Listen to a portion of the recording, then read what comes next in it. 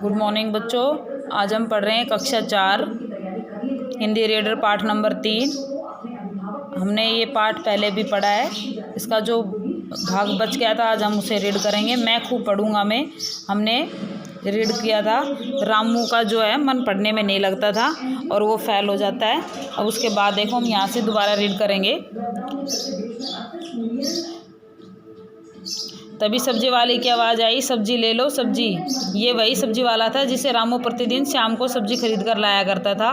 दिसंबर का महीना था और अंधेरा घिरने लगा था। रामू सोच रहा था कि गरीब सब्जी वालों को इस कड़ी सर्दी में भी घर घर जाकर फेरी लगानी पड़ती है। उससे रहा नहीं गया, वह बाहर निकला। बाहर की बर्फीली हवा ने हवा से उसे कंपन हुई। उसने सब्जी वाले से कहा, भैया इतनी रात तक सब्जी क्यों बेचते हो? तुम्हें ठंड नहीं लग रही क्या? सब्जी वाला बोला, बेटा ठंड तो लगती है किंतु मजबूरी भी है। मेरे 2 बच्चे हैं जो गांव की पाठशाला में पढ़ते हैं और अपनी कक्षा में अव्वल आते हैं। ये कहते हुए उसकी छाती गर्व से चौड़ी हो गई थी। रामू की आंखों के सामने अपनी माँ का उदास चेहरा आ गया।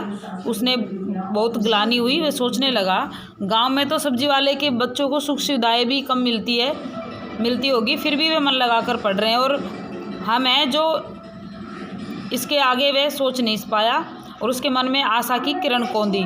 रामू की आंखें खुल गई। वह भी अपनी माँ के चेहरे पर गर्व और उल्लास का भाव देखना चाहता था। उसने मन ही मन में निश्चय किया कि वह दिन रात एक कर देगा और मन लगाकर पढ़ाई करेगा। मतलब रामू की बात सुनकर सब्जी वाले की बात सुनकर रामू को भी लगा कि मुझे भी पढ़ाई करनी चाहिए। पढ़ाई सबसे ज़रूरी चीज़ है। अब हम इसके सही विकल्प पढ़ेंगे। देखिए, रामू को कंपन क्यों हुई? ठंडे पानी से, बर्फीली हवा से, नहाने से, बर्फीली हवा से। रामू प्रतिदिन शाम को क्या खरीदता था? केले, सब्जी, आम। सब्जी खरीदता था। इसका सही आंसर होगा सब्जी खरीदता था। सब्जी बेचने वाला है तब कौन सा महीना था? कौन सा महीना था? दिसंबर का।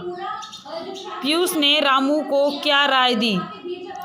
माँ को सच बताना है, अव्वल रहना है, झूठ बोलना है। तो उसने सलाह दी थी कि माँ को सच बताना है।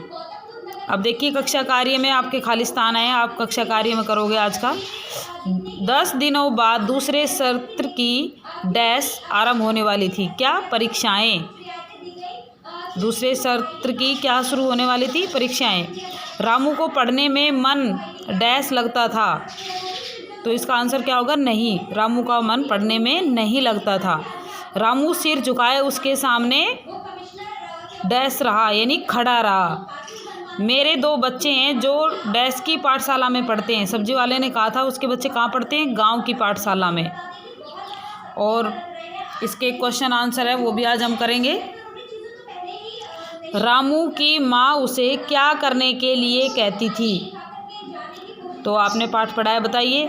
रामू की माँ उसे क्या करने के लिए कहती थी? पढ़ने के लिए। पढ़ने के लिए कहती थी। पीयूष ने रामू को क्या राय दी? पीयूष ने कहा, माँ को सब सच सच बता देना। जब वो फेल हो जाता है तो पीयूष कहता है कि माँ को सब सच बता देना, झूठ मत बोलना। रामू क्यों पछता रहा था? रामू इसलिए पछता रहा था क्योंकि वह अपनी लापरवाही से फेल हो गया था, यानी अपनी लापरवाही से फेल होने पर पछता रहा था। रामू ने मन ही मन क्या निश्चय किया? उसने क्या सोचा सब्जी वाले की बात सुनकर?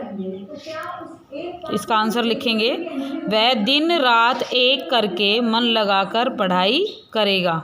उसने निश्चय क्या किया कि वह दिन रात एक कर देगा और मन लगाकर पढ़ाई करेगा।